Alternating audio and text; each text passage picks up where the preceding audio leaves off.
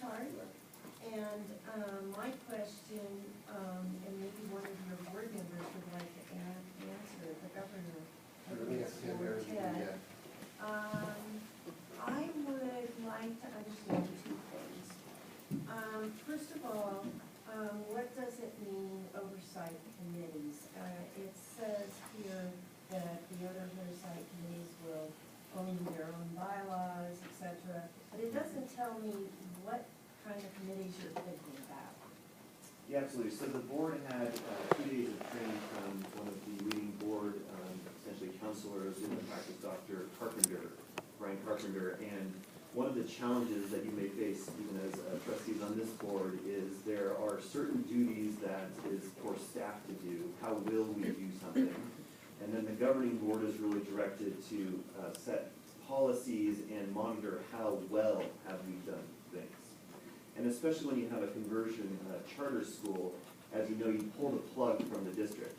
And right away, we were saddled as a board without an administrative team, and we were basically created a committee structure around HR, operations, student services, and curriculum to really help architect and dictate how will we do things to get the doors open at Clayton Valley Charter High School.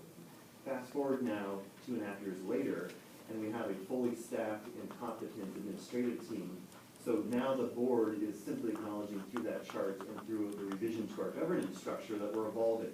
And we're getting out of meddling with how will we do something as an institution into how well. So the oversight committees is essentially acknowledgement of that.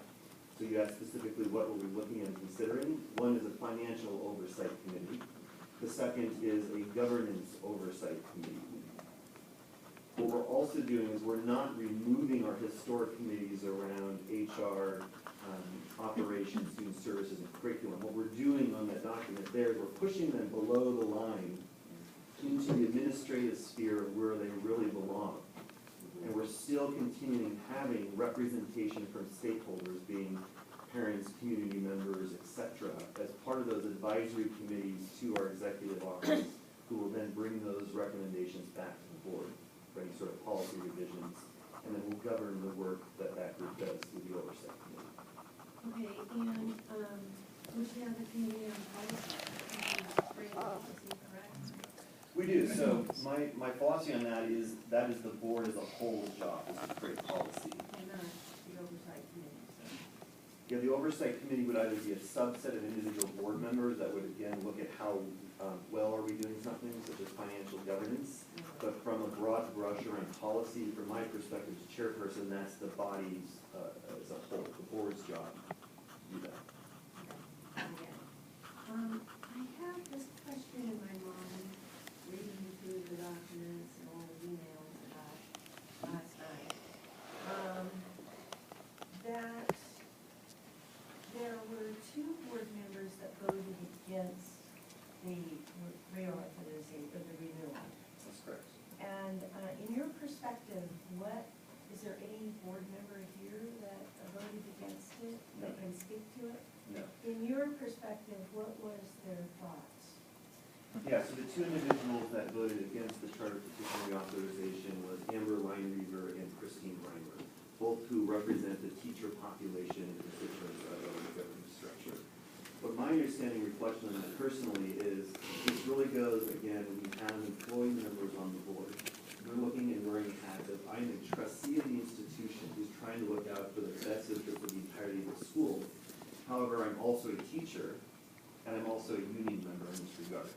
If you look at the commentary that Mrs. Lineweaver made as far as her objections to the charter, she was advocating vehemently, not as a teacher, but also predominantly as a member of CVCHS, a union, and was really pushing the union agenda as far as what she felt was in the best interest of the union members and therefore the teachers at Clayton Valley, not necessarily the trustees and the institution as a whole. I think that's why she voted no. Why? Because we said we're not going to force our governing board members who are teacher representatives to be members of the union, because we do not want to discriminate against those individuals who perhaps don't want to be a member of the union for religious purposes, not being exclusive, for example. And there was a variety of other concerns that they specifically expressed as well. Mrs. Reimer, on the other hand, was trying to find the balance between how do we serve the, at the pleasure of the teaching population that we represent, versus also being a member as a trustee of the entire institution. She was actually the individual who suggested the language may be a member of the bargaining units, as an acknowledgement of the fact that we're acknowledging that the union exists at Clayton Valley, we're completely supportive of the union being at Clayton Valley. But again, as the board of trustees, we do not just represent the teachers. We represent the entirety of the institution, the stakeholders. So we are not going to put the word shall on there because we want to be as inclusive, as possible. Those reasons, frankly, is the reason I believe that they voted no on the charter petition renewal.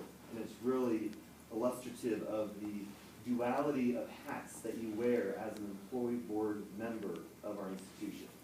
And the fact that it's very difficult to put your individual biases and perhaps motivating drivers aside as a trustee, but that's what we expect as trustees of the entire institution, regardless of if we're an employee or the member of the population. I was kind of getting that feel, like, it's going to be hard with your makeup of the governing board. It is, and you've seen that in our board meetings. It's kind of musical chairs. If you ever observe our board meeting. Well, I need to read your minutes. What day was that you approved it, the discussion? What minutes do I need to look at? That was last week on Wednesday, the 8th. October 8th. The minutes are not available. If you want to preview draft edition, we're certainly happy to show it. I would like to hear the discussion, you know. I was surprised that the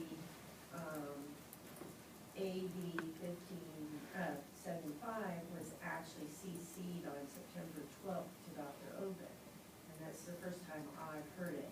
And so I really like transparency. Like, you know, we're the authorizers. It'd be nice to not get the information in an email from somebody else.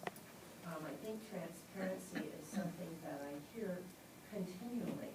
And I, as a board member, want that too. I do not like opening up the paper and finding out a charter school is having a problem. One of that we authorize